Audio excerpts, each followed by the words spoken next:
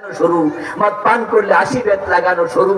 কোরআন যখন সমাজে প্রতিষ্ঠিত হয়ে গেল, এমন শান্তির বলবু ধারা সমাজের পরতে পরতে প্রবাহিত হয়ে গেল, জাহেলিয়াতের যুগ 100% পরিবর্তন হলো। আমার রাসূল ঘোষণা করে দিলেন, খায়রুল কুরুনি কারনি। তামাম দুনিয়ার সব মানুষ মিলে যে যুগের নাম দিল আইয়ামে জাহিলিয়া, আল্লাহর হাবিব ইন্তেকালের পূর্বে বলছেন, খায়রুল কুরুনি কারনি, আমার যুগ হলো পৃথিবীর সর্বশ্রেষ্ঠ যুগ। আল্লাহর হাবিব ইন্তেকাল করলেন, আবু বকর সিদ্দিক 2 বছর 3 মাস ক্ষমতায় ছিলেন। আবু বকর ইন্তেকাল করলেন, ফারুক আজম ওমর ক্ষমতায় আসলেন।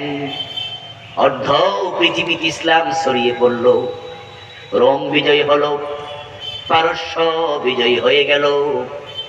কবি নজরুল চমৎকার ভাবে বলেছেন, অর্ধ পৃথিবী করেছো শাসন, ধুলার তপ্তে বসে, খেজুর পাতার প্রাসাদ তোমার বারে বারে গেছে খসে। অর্ধ দুনিয়ার সম্রাট ওমর গাছতলায় একা একা ঘুমায়া থাকে, বডিগার্ডের প্রয়োজন আর নাই। হযরত ওমর মদিনা থেকে জেরুজালেম চলে গেলেন 1000 কিলোমিটারের বেশি। সাথে ওটের রশি টানার জন্য একজন চাকর মাত্র সফর সঙ্গী, সাথে বডিগার্ডের কোনো প্রয়োজনই নেই। শান্তি কাকে বলে, নিরাপত্তা কাকে বলে? মানুষ ঘরের দরজা খুলে ঘুমায়, চুরি হয় না, কেমনে হবে? যার চুরি করবে যে হাত কেটে দেয়া হচ্ছে। বাংলাদেশটাকে যদি আমরা সুখী সমৃদ্ধশালী দেখতে চাই, কোরআনের আইন বাস্তবায়ন করো, দিন বিজয় করো। চোর ধরে যদি হাত কাটা শুরু হয়ে যায়, দেশের সম্পদ চুরি করে কানাডায় বেগম পাড়া বানানো বন্ধ হয়ে যাবে। দেশের সম্পদ চুরি করে আমেরিকায় বাড়ি বানাচ্ছে, যে সমস্ত লোকগুলো আমেরিকায় বাড়ি বানালো, দেশের টাকা চুরি করে কানাডায় বাড়ি বানালো, ওদের হাত কাটা শুরু করে দাও। সচিব হোক হাত কেটে দাও, এমপি হোক হাত কেটে দাও, মন্ত্রী হোক হাত কেটে দাও। এই হাত কাটা চোর দেখে আগামী 100 বছরের নেতারা চুরি করবে না।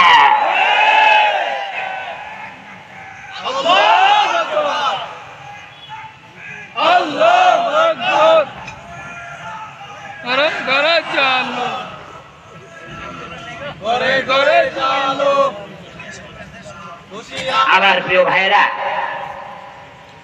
বাংলাদেশ হচ্ছে এমন একটি দেশ, সত্যি এটা সোনার বাংলা। আসলে এই দেশটাকে চিনতে হলে একটু বিদেশ যাবেন, বিদেশ না গেলে আপনি বুঝবেন না এই দেশটা যে কতটা সুন্দর দেশ, আল্লাহ রহমতের দেশ।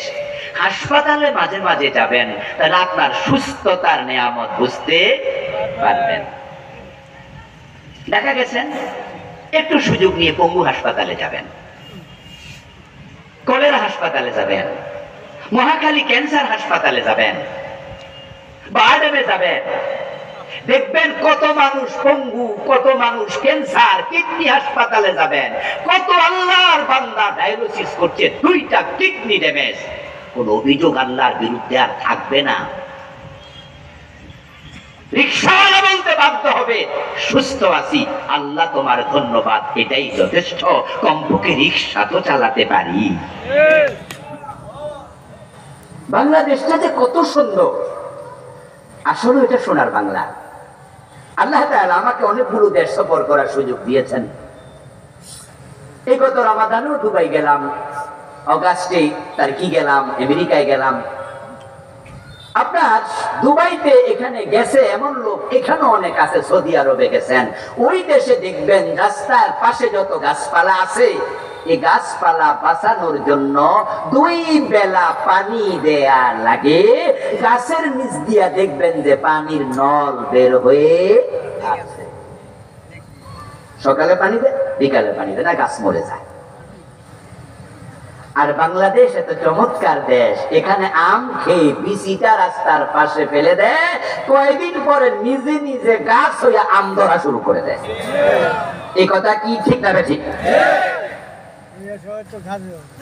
পাখিতে বিভিন্ন ফলমূল খায়, পাখি খাওয়ার পরে মল ত্যাগ করে, ওই মল থেকেও গাছ হয়ে যায়।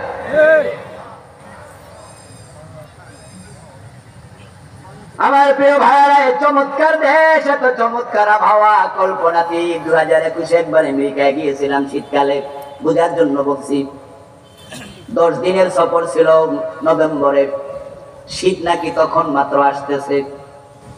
এই 10 দিনের 3-4 দিন যাওয়ার পরে আমি পলাইতে ভাবছিলাম কেমনে উড়াল দিয়া চলে আসি। গেছি তো শিডিউল প্রোগ্রামে, মাহফিল আছে, আসবো কেমনে।